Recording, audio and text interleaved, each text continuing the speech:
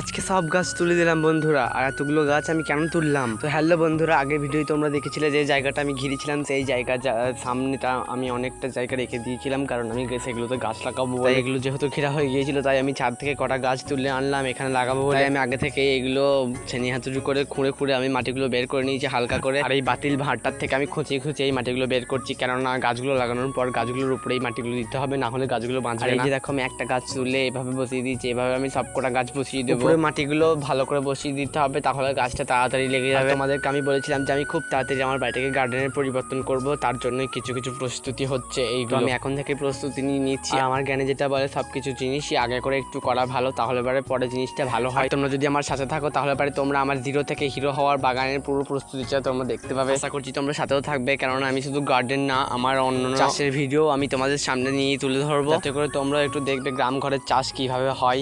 আর আজকে আমি এগুলো এর সঙ্গে পরিষ্কার করলাম। বাই।